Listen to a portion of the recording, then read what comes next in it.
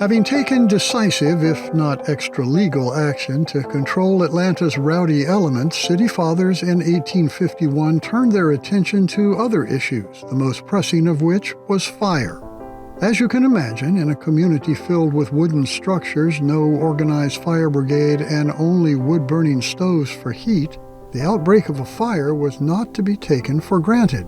Recognizing this, the City Council passed an ordinance requiring every building within the city limits to have a ladder and each business 2 fire buckets at the ready. The council later approved a series of wells to be dug at various points in the city for use during fire emergencies. Each well was to contain 10 feet of water and to be covered with 2-inch planks until needed. Meanwhile, Atlanta's reputation as a railroad town grew with the opening of the first leg of its 4th railroad line, the Atlanta and LaGrange.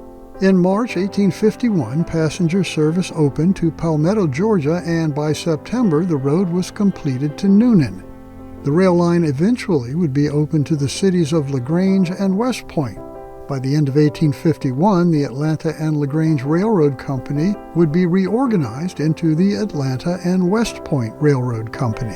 While the western terminus point of that line was being completed to West Point, a small community sprang up around its eastern terminus. In just over 2 decades, that small community would eventually be chartered as the City of East Point, which explains how a city located southwest of Atlanta gained the name East Point. The following year, 1852, was a presidential election year, and Democrat Franklin Pierce won the race for America's chief executive. There were several candidates for the job, among them the noted statesman Daniel Webster, who died 1 month before the election, which did not seem to deter the almost 5,000 Georgians who voted for him.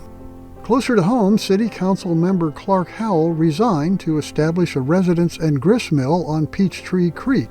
Howell's Mill would become a U.S. post office in the 1870s, and arguably the name Howell Mill is known by more Atlantans today than in Clark Howell's day.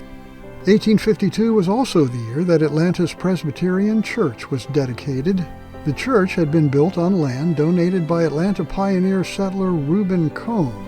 That same plot of land was previously home to the general store Cousin John Thrasher created when building an embankment for the Monroe Railroad Company in 1839.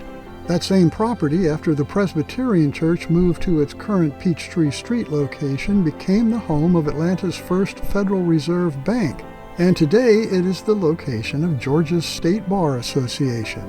1852 also marked the death of Atlanta's first mayor, Moses Formwalt. After his mayoral term, Formwalt took a job as a deputy sheriff for DeKalb County, and while escorting a prisoner, he was stabbed to death.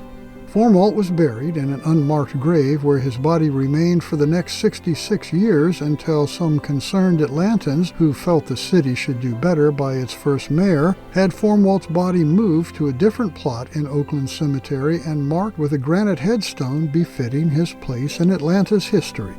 With the impetus provided by its railroads, Atlanta was growing more rapidly than ever, and the coming year, 1853, would prove to be one of the most significant in the city's history.